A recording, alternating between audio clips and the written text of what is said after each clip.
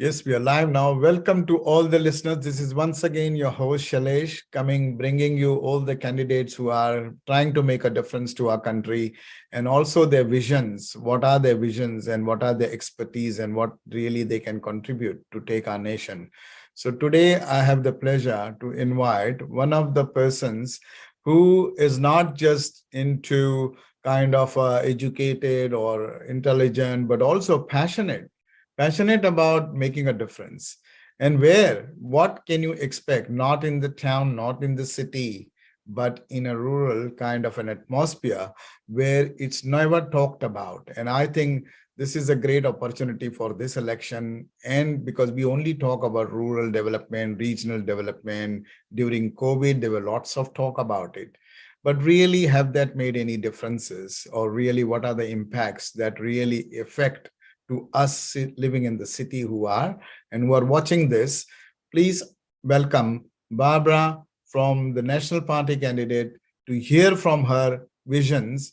And she's also passionate about agricultural business, leadership, coaching, you name it, and you have it.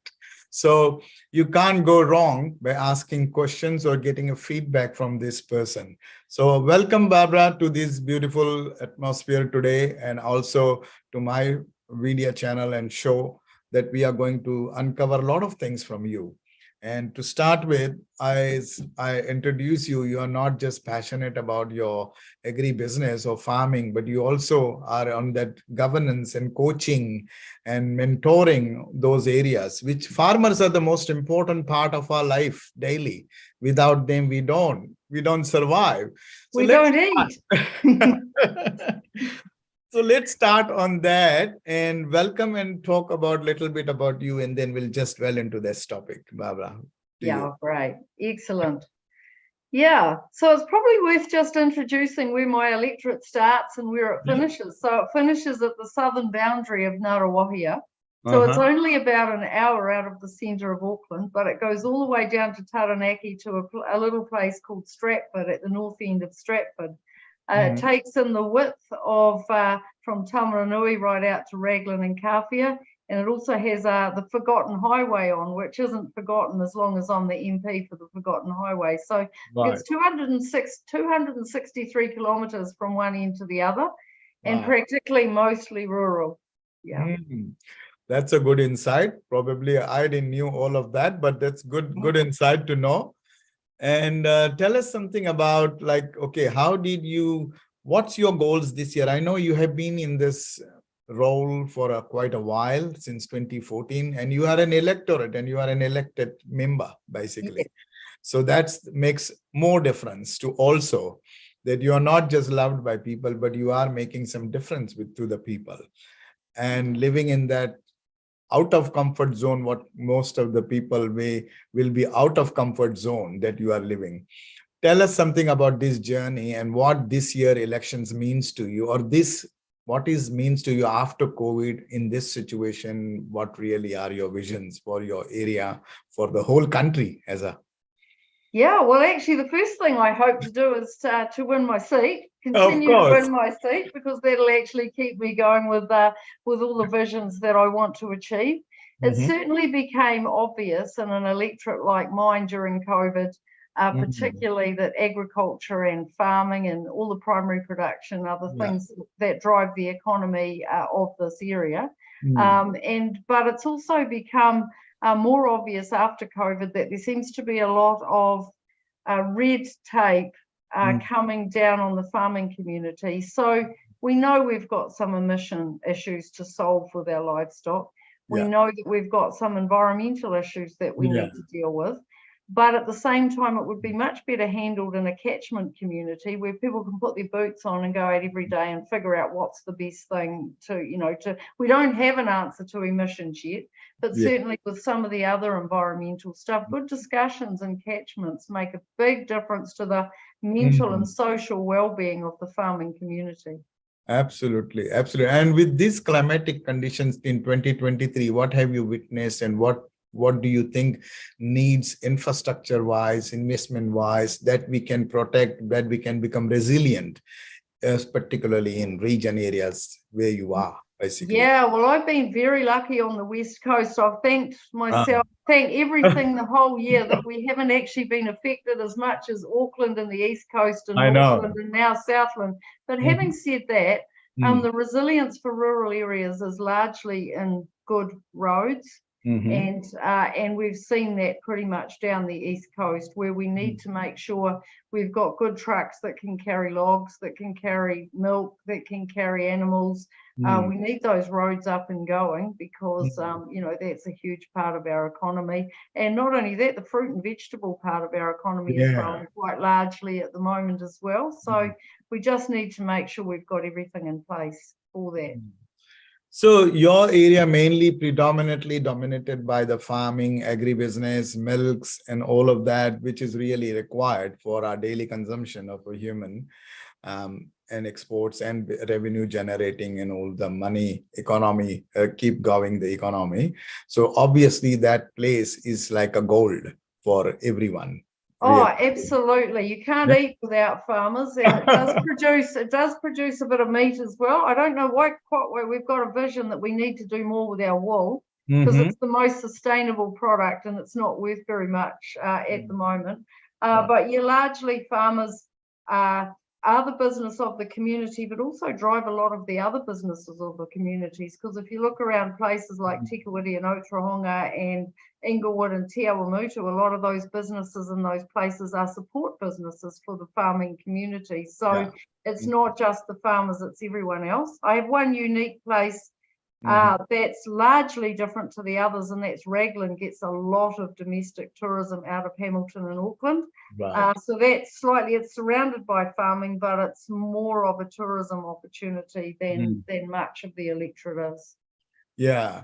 So during COVID, the tourism was completely shattered and absolutely this. So did you feel the pressure and the anxiety and the uncertainties were too high for the tourism industry to come back? What do you Absolutely. It out at Raglan was a little bit easier because it was domestic tourism. So before the borders are open, people could start going back to Raglan. Waitomo Caves was so sad during COVID. I went down there one day and there was a car with two people in it from Taranaki who had come up to just show their support.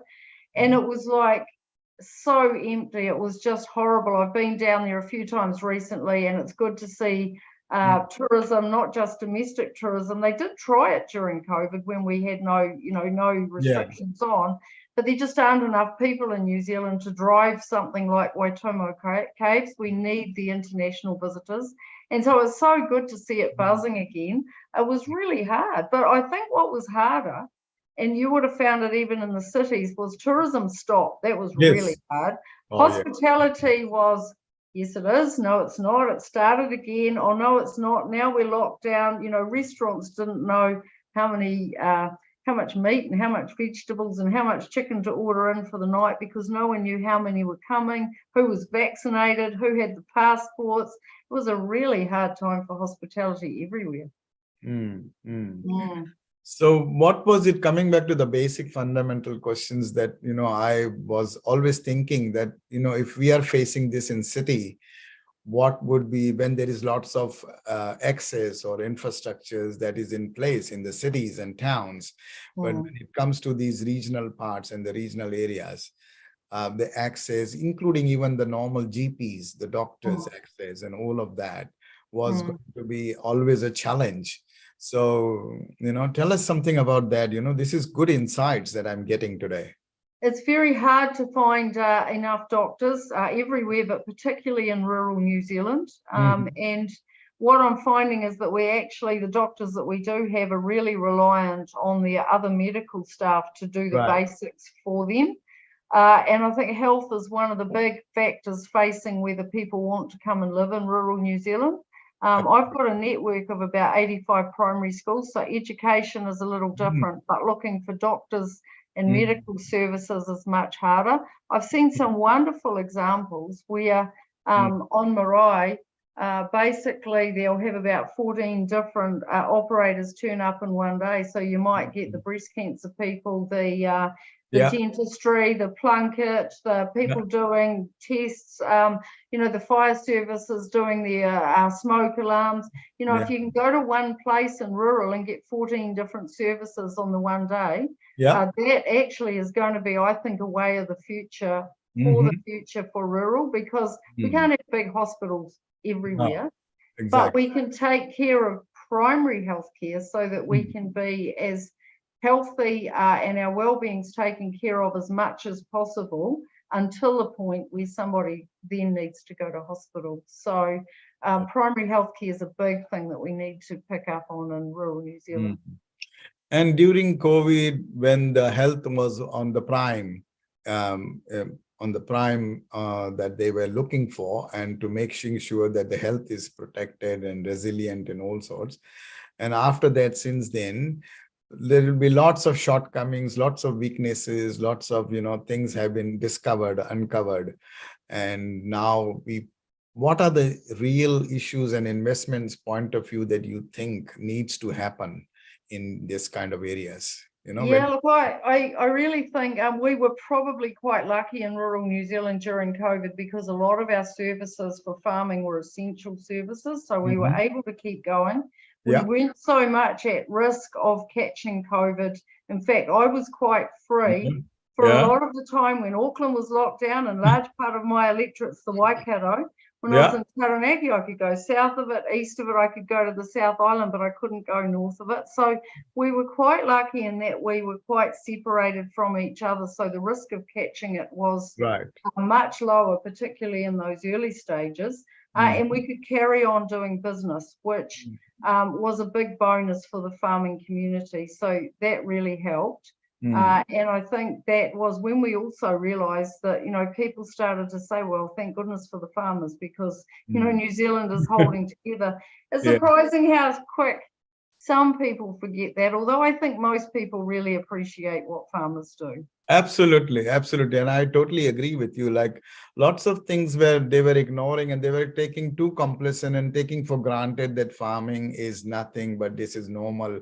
But actually, they, just like health was given importance, or the doctors, the nurses at that time, I think I had this mind-boggling question at that time, that why nobody's talking about farming, because they are talking about treatment of health. What about the food? If you don't get food, you're not going to survive, and nobody's talking about that, basically. That's exactly right. And farmers did feel appreciated for a while, and even emissions lowered because no one's driving their cars. So the cows aren't responsible for everything, only some of it. But look, I think it's important, and I think most people do appreciate what farmers do. I think what happens is you get the noise of a few who don't. And that's the bit that we always see coming through, on our main news stream channels. But actually, most people really do appreciate what farmers do. Absolutely.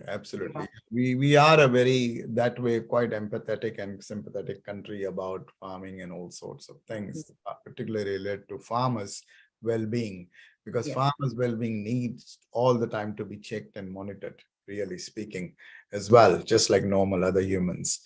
So I want to pick up on the tourism aspect when you said that, there was, tourism is one of the things, but just on tourism, I wanted to talk not just tourism, but, people beautifications. It's a tourist place. So obviously, normal people would also like to go from town to stay there.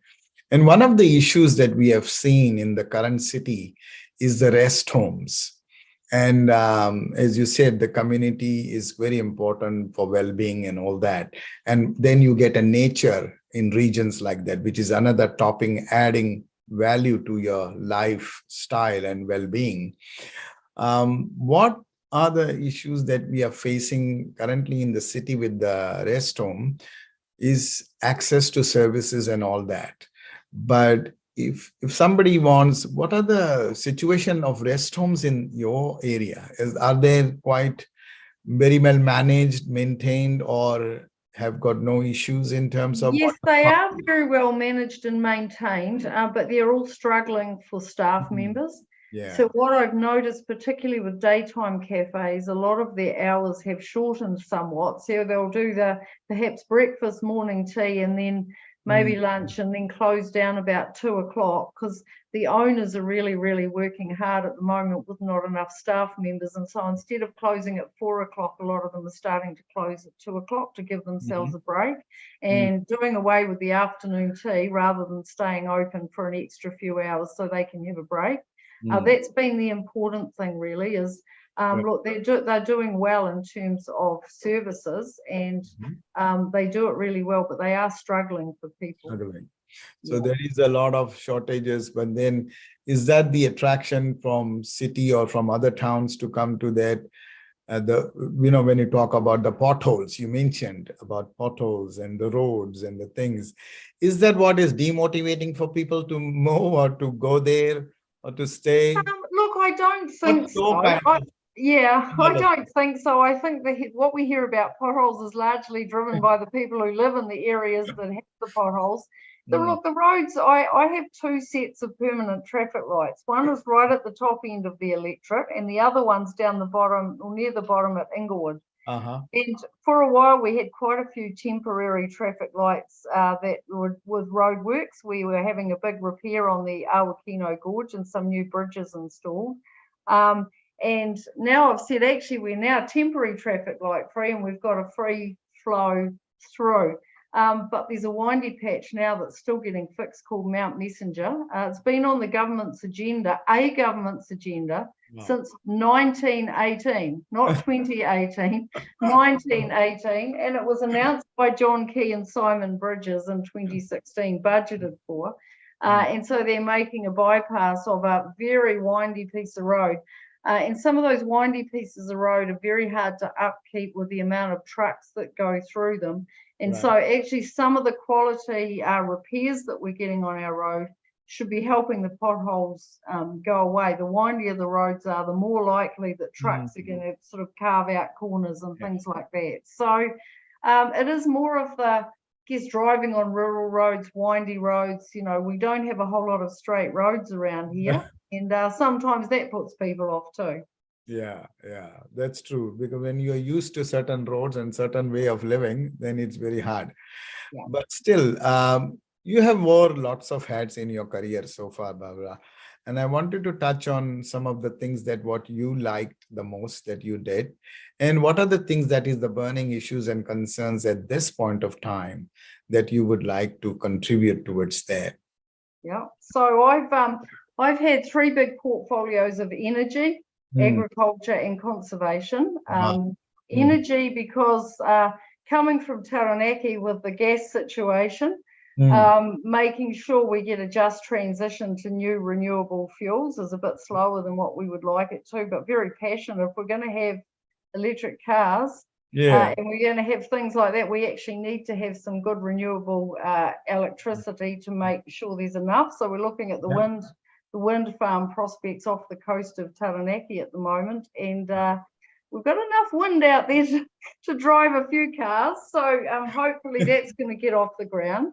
I think with agriculture, it's my background. I come from dairy farms. I grew up on dairy farms. I've got family dairy farming, and some of them are organic now. So that's quite an exciting movement. And now I've moved on to conservation, and I can tell you it's absolutely fascinating because it encompasses everybody. And so when we think about conservation, we think about our biodiversity and our trees and our birds, but it's not a purist thing. So you would have no money for conservation if we didn't have agriculture, people mining for different minerals, industry going on around the place. And so I say to people, I look around every room that I go into, and I tell people to look at all the things they own and have. If it's not grazed, grown, dug, or extracted, and it's not a fish, it doesn't actually very often exist. And so I don't think people realise that we have to be able to use our resources, not just for our economy, but a lot of the industries. Look, farmers are doing riparian planting.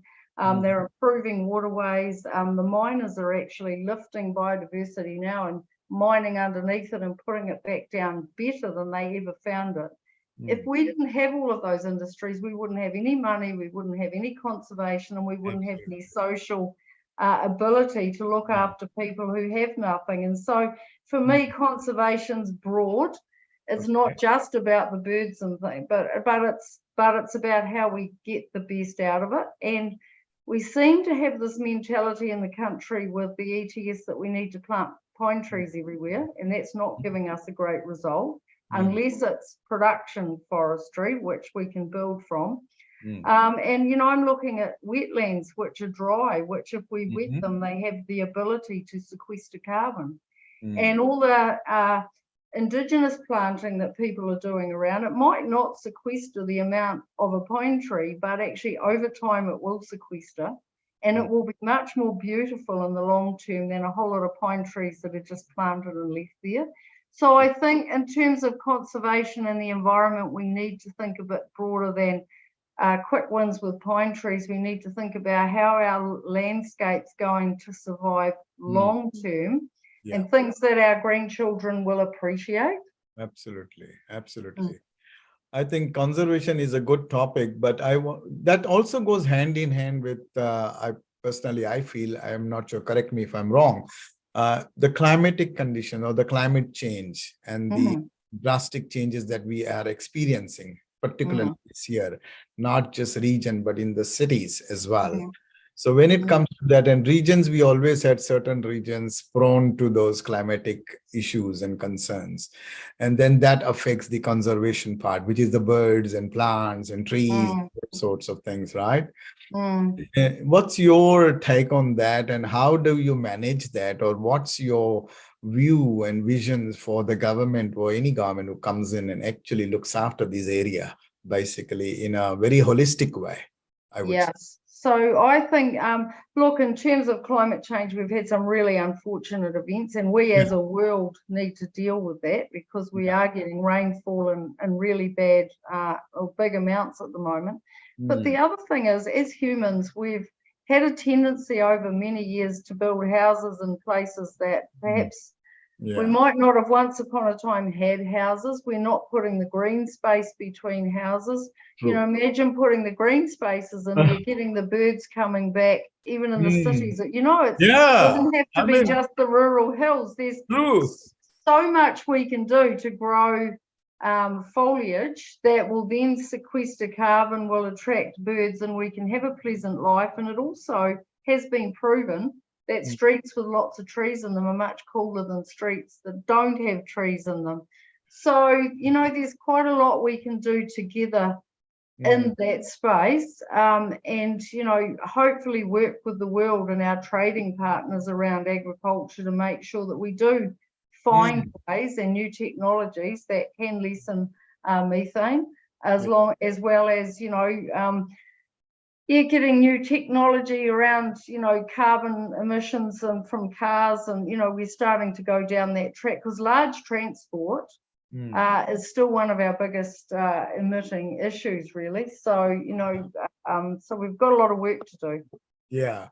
But I think you touched on a very good topic, which I can little bit elaborate. Like, you must have visited a few countries, you must have visited a few places that really integrate the city and the rural. There is not much difference when it comes to nature. As you said, on the streets, if there are trees, it will be awesome.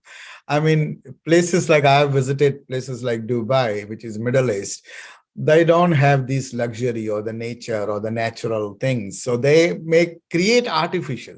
They create trees artificial, which is really exactly what you are trying to describe. But we don't have to, because we have organic and we have natural kind of things we have. But we don't focus on that, isn't it? How sad it is, little. It is very sad, actually, because we can grow anything, and you've only got to see the amount of invasive species that have turned up in our country. There's very little that come here that don't survive. The rats, the possums, the pine trees do extremely well. It's not just what we had, 2,000 years ago, when we were basically covered in trees and birds. So all of our country has the ability to be able to nourish those types. I've just been in Zealandia in Wellington, and there's this beautiful area of nature right in the middle of the city. You can't hear any trucks when you're there. You can't hear any cars. It's like being in nature. And now that they've built that up, the birds are starting to transfer to the other parts of the city where they've been doing planting. So, you know, it's with a bit of thought and with our communities driving this, and we can help our communities drive this, we can actually get some big wins. And I think then we improve the drainage. We improve a whole lot of things to help us through, you know, cyclones don't do too well when you've got a whole lot of concrete and the water's got nowhere to go. Let's kind of help ourselves by building in a better way. Yeah. So what do you say in your current role that you have, and what you are going to probably make a good difference is when it comes to human value life, and when it comes to humanity, or when it comes to development of humans, you know, there are lots of things that can be done and needs to be done. So what are your visions as one point that you would like to see happening so that your communities are developed? But when the communities develop, then our nation, whether from tourism point of view, whether from well-being point of view, whether from, you know, thriving point of view and liking point of view, that people can move from one town to another town easy from that point of view. What are the key things that you think needs to happen at this moment, no matter what government income, no matter what investment is required, but for these growth, to take the nation into a better dimension? Yeah, well, I think for humans, whether we are rural or urban, we all want good health services, good education for our kids. We all want good connectivity, good roads. You know, we actually want a nice environment to live in. And so we want to be able to walk in nature, play sport. And so, you know, we have a different way of delivering that in rural to what is in the cities, because it's much more spread out. It's not condensed. Some of the connectivity might ultimately now with new technology come from things like Starlink, which beam down out of the sky instead of having to put cables in everywhere. So, you know, if people can connect and they know where to go when they're sick, and they can send their kids to a really nice school, that makes such a big difference. Yeah.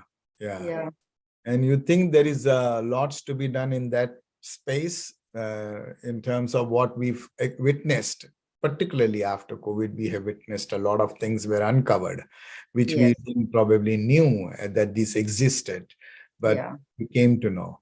So I think what we've uncovered more than anything is that there's two things, I guess. One of them was tourism. We didn't want to keep doing tourism as we knew it before, because we had a whole lot of freedom campers, and you know, we were getting awful pictures of rubbish being left everywhere. And we've got a chance to do that much better than we did before. But I think the other thing was finding enough people to do the work.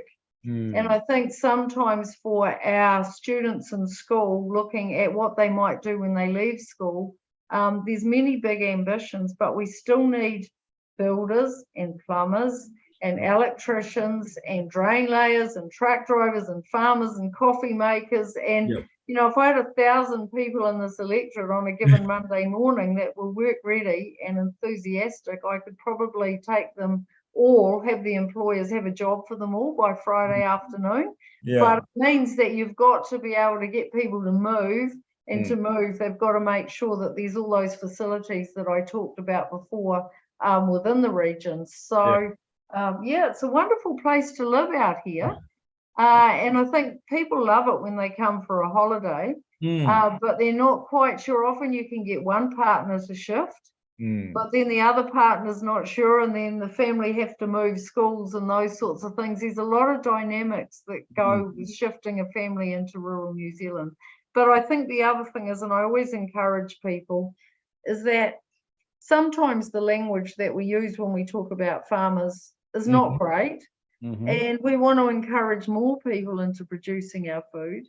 And I think, you know, we just want people to be like you and be very positive about the farming community. And then the well-being, the mental health, everything else then lifts, and then more people want to come. Yeah, I know, I agree, absolutely. So you think lots of things are currently at stage where you could make it much better in that space. There's a lot of opportunities, you think, in your area? Yeah, there's huge opportunity. I mean, we're making some progress with the connectivity. Certainly, I've seen that in my time through both governments have done some extra connectivity. And the schools are still there, albeit we're a bit short of teachers. But the health services, I find people have really struggled. I mean, rural health is one of my big passions. Right. And I really want to make sure that wherever people are, they have the opportunity to at least get the basic tests. Yeah. And at least be able to talk to a health professional, even if in the initial stages it isn't a doctor. I mean, that's really important. I work very closely with a group called Haora Tai Whenua, which were like a rural health alliance, they called themselves before. And that's a group of rural health professionals are looking at how we can do it better in rural, and we certainly need to. Right, right.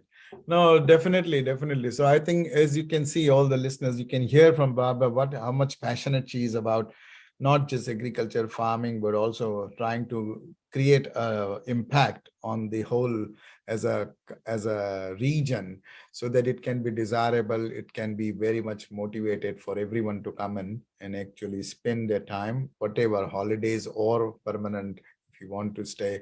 But yeah, as you rightly said, dynamics of every individual in one family itself is quite different. Some may like something, some may not like something, and then you take those calls and decisions. It's very fascinating for me to understand, how did you manage to do that all these years, but also you're still going very much into that space of still having opportunity to do a lot. Yeah, I think because I started a little bit older than some, I'm actually a grandmother. I was a grandmother when I started. I had 4 grandchildren when I started. I now have 6 grandchildren, the youngest of who turned 4 last weekend. For me, I actually live in 2 houses. So I live in the family home in Taranaki, and then I've got another house, which I'm currently sitting in Te Awamutu. There are 3 hours between my 2 houses. Wow. And then the electorate extends another hour either side of those. And so I can use Hamilton Airport or New Plymouth Airport to go in and out of Wellington. And it just means that I can be sort of situated at both ends of the electorate and have much more impact than if I just lived at one end and drove up and down all the time. But that also means that starting that as a grandmother I couldn't have done that as a mother with a family in school. I couldn't be having, a few days here and a few days there and a few days back the other way. I'm lucky I've got a very supportive husband, and he does a lot of driving, cooking, shopping. He does a lot of those things, and I think people often wonder how politicians get to do what they do, and it means, for most of us, it's a supportive partner, a supportive mother, a supportive sister, a family, or somebody who's actually in behind us. Yeah, absolutely. I couldn't agree more than that. Definitely, there is always a support, but it's a very unique way of putting so much time and hours, and still, it's not something that you want to reward at every moment, but it's something that you feel good about it and passionate that what you are doing. It's not about getting the rewards. And actually, it is a very privileged position and a very rewarding position, because yes, there's a lot of hard work that you need to do, but you also get invited to a lot of the things that you're just part of the community, and you get invited to celebrations and you get to know people, and it can be rugby games, it can be all sorts of things, but actually you do get the privilege of actually being part of the community as well as the work that you do. So it's actually quite nice as well.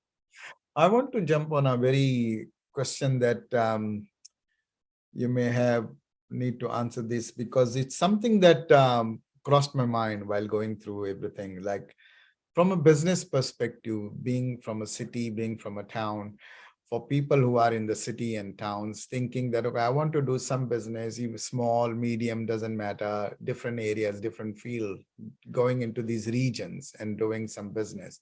Now, farming is your your entitlement. You have been brought and bred in this farming industry, which is also a great business, but people don't consider farming as a business. They consider, oh, it's something not business. It doesn't give me money. It puts a lot of efforts. For them, business is less effort and more money. That of opportunities, these kind of two layers are there for what is business. So somebody says business is something that I use my brain, but I get more money. I don't use me physically and I don't spend more time, and that is business.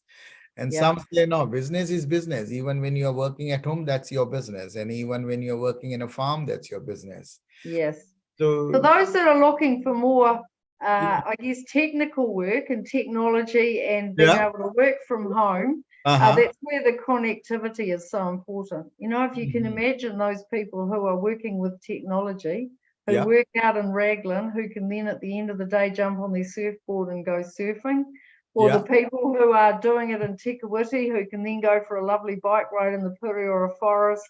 It's there's still possible, as long as we've got to make sure we've got the connectivity there for people to be able to have a high-speed internet so that they can transact from wherever they are, and that's important. Yeah. This is something amazing I wanted to ask you, because I was fascinated with this. How do you do business in these areas, or what do you do business, or what sort of business opportunities you would have?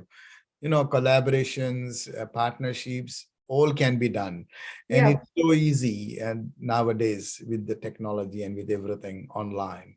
But as you said, connectivity is the prime thing, and you are seeing that as your vision to come to more develop the connectivity process. And imagine you don't have to sit in a traffic jam every day to go to work. If I get 10 cars in front of me, I think that's trouble, in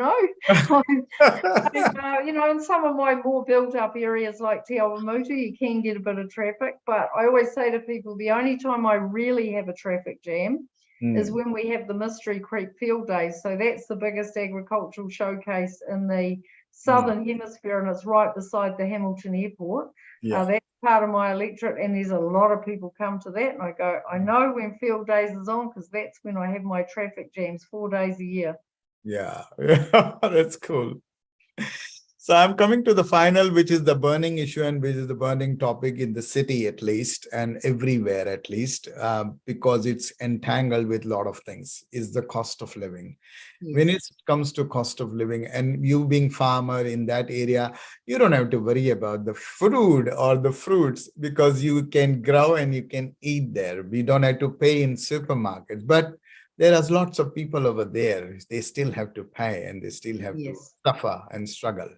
What's the situation for you in that regard, in that space, when it comes to cost of living, the high prices, the high inflation, the mortgage, the banks, and people who have got houses and they have to manage? Is that the same feeling that is there in the city that we experience? Is it something similar? It's tough. It's tough. And, if I look at farming, the income's down a little bit at the moment, but it goes up and down like that. And the banks have been relatively supportive of farmers. What's really sad for me at the moment is when I walk down the main street of my towns and when I talk to business owners, and I normally, if a customer comes in, I shift away. I haven't had to shift away as often as I would have normally done or would have liked to. And I find it's really sad when I have a lot of time to talk to business owners in their business. It means that they're not having as many customers come in as what they need to support their business. And I find that's what's really sad at the moment. One, because the cost of living is very high, but two, because farmers are busy calving cows, and some will start lambing and those sorts of things and don't go to town as often. It's a real struggle for some people in our towns at the moment. And some of the fertilizer companies and the farm inputs and things, diesel's expensive. Everything's expensive at the moment. And so the town businesses are really suffering. And that also leads and contributes to the mental health and well-being, isn't it? Yes. It's hard. It's sad. It's awful walking up the street where you know that all the businesses are really just struggling. And then there's a few that have, had a bit of shoplifting, and then the occasional ones had a ram raid or something, and they're not just struggling financially, but some of them are scared, and Yeah, it's tough on businesses right now.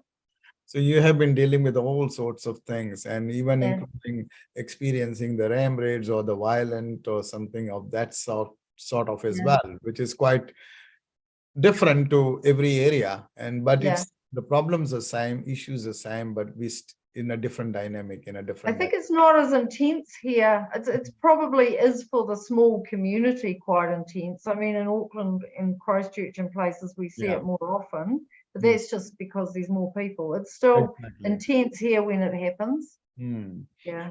Also, I guess in cities and bigger towns and bigger cities is probably they think they are getting more out of it with this activity rather than in rural, they are not getting much activity. After doing that activity, they are not getting much out of it.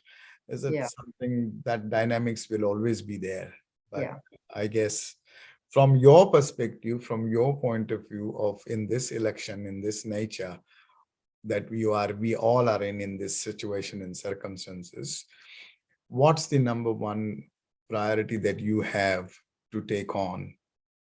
Look, I think we've really got to get our young people at school Right. really focused into where the careers are, look at their well-being, look at their life skills. We've got a few communities around here that are trying to set not so much a career path for young students at school, but give them an idea that they can be, have, do things and give them some goals to work towards. Because Absolutely. when young people get bored, Yeah. that's where we have massive problems. So the schools are trying to connect to the businesses in the area, get some work experience going on. Those sorts of things are really important. Absolutely, absolutely. Very well said, because I think this is the generations that we are talking about, which are our future generation. And if we don't take care of them now, then they are also going to be in the similar kind of situation. So I totally agree, can't agree more than that, that our kids should be our number one priority. I think that was ignored during the COVID. It happened, not ignored, but by default, it was completely gone out of the brain. Well, they've had no regular school. And some of the secondary school of the last 3 or 4 years, I've said some of the worst secondary schooling of anybody's lifetime, just with the amount of days that they haven't been at school. That really doesn't set them up for a regular, dedicated, committed work-life environment. So, you know, I can see where some of them are really struggling just because they haven't had the opportunity to do what we did when we were at school. Absolutely, absolutely. Yes. No, thank you so much. As you can see, to all the listeners, it's a beautiful insights from Barbara, who has been talking on various issues, not just one, but various, but also giving an insights of how beautiful where she is. Because New Zealand predominantly by default is beautiful, but this is where we people make it more beautiful when we love and passionately do things. And this is what loving and passion, what Barbara does for this role and for so many years that she has been putting, just not as a paycheck or as a pay job, but as a more passionate to make an impact to the lives, because she gets to do a lot of things, but then she also spends a lot of time on lots of things. And this is what is all about, that as a candidate, when you stand for something, when you want to do something, you sacrifice a lot of things, but then that's a beautiful sacrifice. As we always say, you know, you can cry sometimes, but those tears are happy, tears of happiness, tears of joy. Yes. And I would like to put it in that context that, Barbara, thank you so much for coming there and talking to me and giving us beautiful insight, but also your visions are absolutely on across the whole board, I could see. So with that, I want to give you this opportunity to give a final message to all the listeners and about these elections, about the voting, about everything that you would like to say, that what you would be standing with and what are your values, basically. Yeah, thank you. Look, my values really connect back to rural and people, and I would really like people to think in this election about where their values are, what they want to align to. A lot of people, it will be their farming values and who's offering the best opportunity. But across from that, I think I really want the whole united view of New Zealand to come together, both rural and urban. So, yeah, look, I really encourage people to think broadly about how they vote. I hope they'll give me their consideration, because I really love working for the people of this electorate, and I'd really love to continue. I like your final words to all the listeners. This is a beautiful statement she ended up with, that united. So you come together, unite together, and actually do something together. And this is what you will have, Barbara, for you to come and unite and collaborate and actually correlate and co-create lots of things. So with that, thank you once again, Barbara, for this beautiful conversation that I had. We would definitely dwell on certain areas that we haven't uncovered today, but I can pick your brain anytime. That's really amazing with your experience and expertise. So with that note, we say goodbye for now to all the listeners, and we will come back soon. But here it is, the final message. Please vote. Don't wait for last day. If you feel that you want to vote, but whether you feel or not, you still have to vote, because don't deprive yourself with exercising your right and exercising your vote. That's where you will make a difference. You want to say something, add to that, Barbara? Oh, absolutely. It is a democratic right to vote. Yeah. And I think everybody knows what they stand for in their community, and they should go out and make their vote. Absolutely. With that note, keep voting. Final day is on 14th. Make sure you don't wait for the last minute. With that note, thanks everyone. Take care. Bye for now.